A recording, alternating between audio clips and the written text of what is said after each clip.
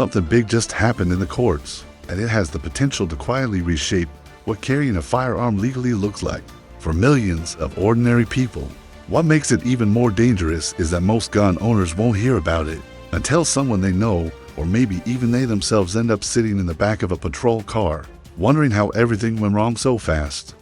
Before we go any further, let me ask you something honestly. Do you usually hear about legal changes before they hit the news cycle, or after someone gets burned by them?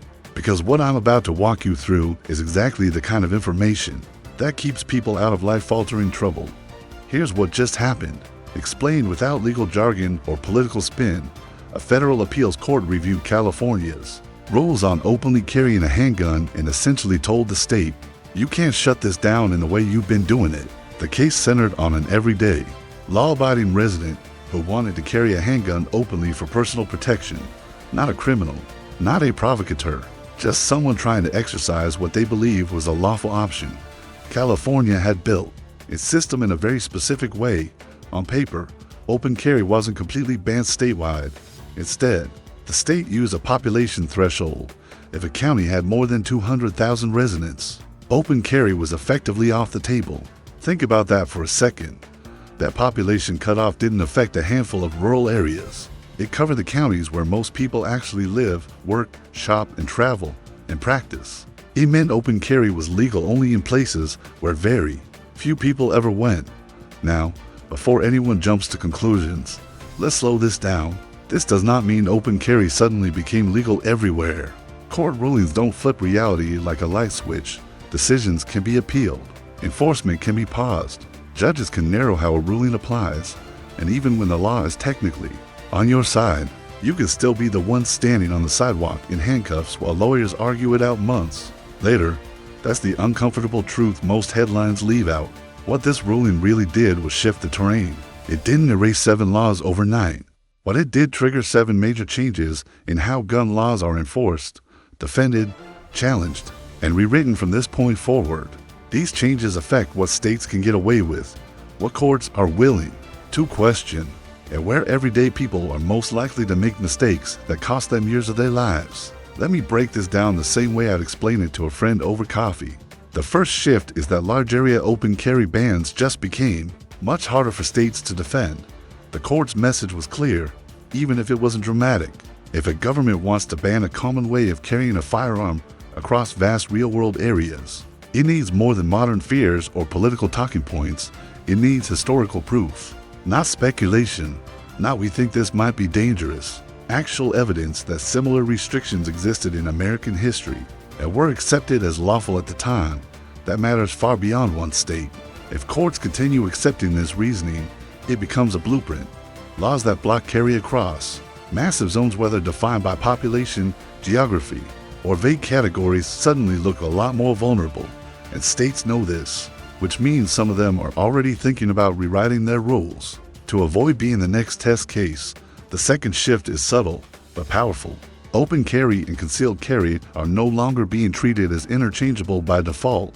A lot of people assume that if a state allows concealed carry, it can freely ban open carry without issue.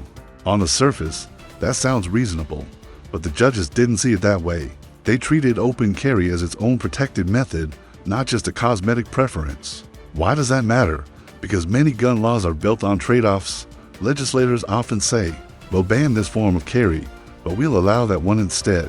If courts start rejecting that swap without strong historical justification, states lose one of their most convenient legal shortcuts. They can't just say, you're allowed to carry, just not in the way you choose, unless they can prove that restriction aligns with historical tradition.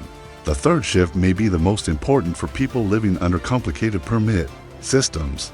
Being legal on paper is no longer enough if it's impossible in real life. Some states insist they don't ban carry at all, they just require a permit.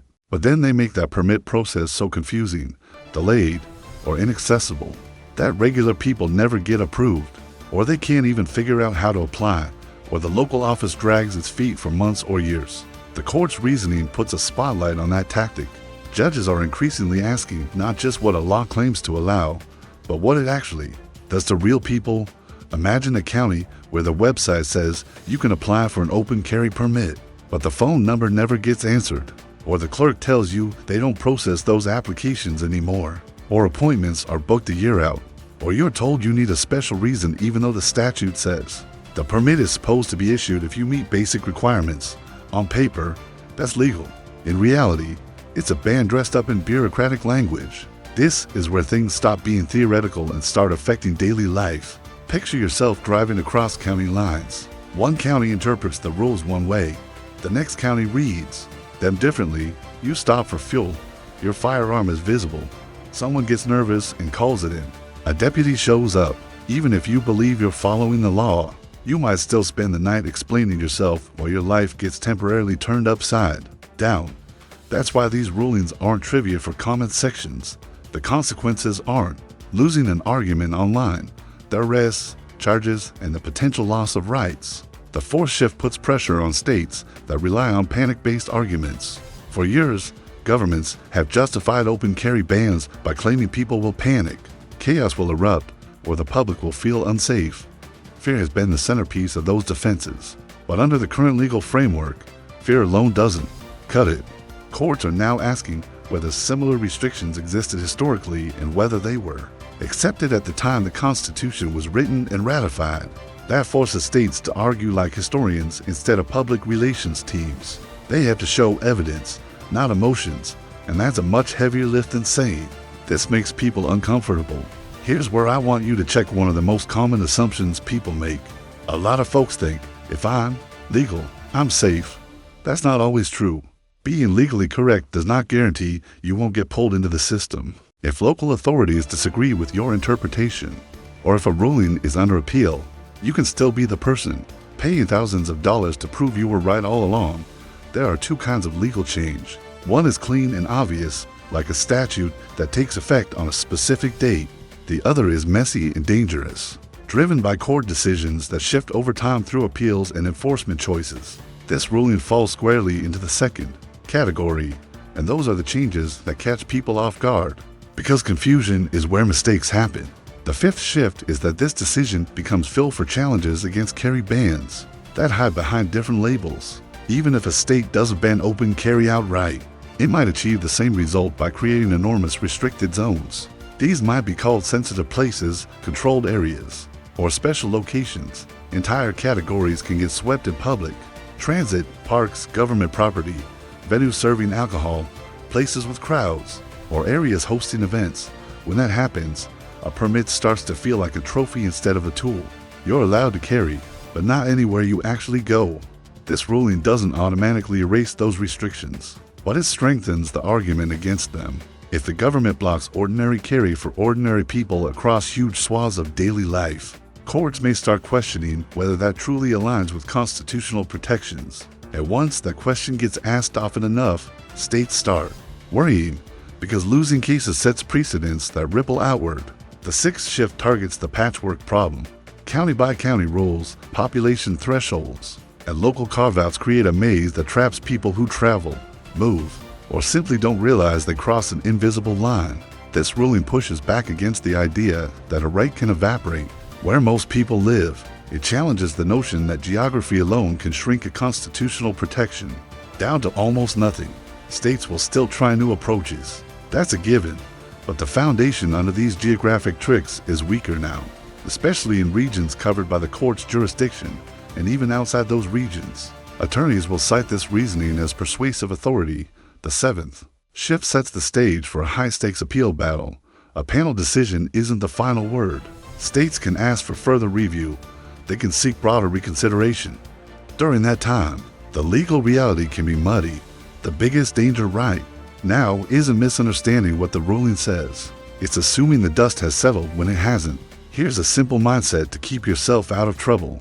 Don't treat social media as a legal update service. It's usually late and often wrong. If you live in a state affected by a ruling, pay attention to what the government does next, especially appeals. Build the habit of checking rules before crossing state or county lines. And if something feels unclear, don't be the test case. The legal system isn't a quiz you can retake. It's a machine that grinds people down financially and emotionally, even when they're eventually vindicated. Imagine this scenario. You're a clean record, law-abiding person. You hear online, That open carry is back. You holster your handgun and head to a cafe. But your state is appealing the decision, or enforcement has been temporarily paused, or your city has its own location-specific rule. Suddenly, you're not a customer getting coffee, you're a defendant navigating a criminal case. Even if you win, you lose time, money, peace of mind, and possibly your job. That's not exaggeration. That's how the process works, and that's why information like this matters before everyone else is talking about it. When courts force states to justify restrictions using history, change can happen quickly and unpredictably. Laws evolve, agencies adapt, and the burden of confusion often lands on the individual, not the system. When a ruling like this comes down, states don't surrender, they adjust. If one strategy fails, another replaces it. Restrictions shift from one area to another. Conditions get rewritten. New arguments take the place of old ones. The real challenge isn't celebrating the court opinion. It's staying ahead of the next move, because that's the move that shapes your everyday life. And that's where we are right now, in a moment where the rules are being tested, reinterpreted, and quietly reshaped, while most people are still going about their routines unaware that the ground under their feet has started to move.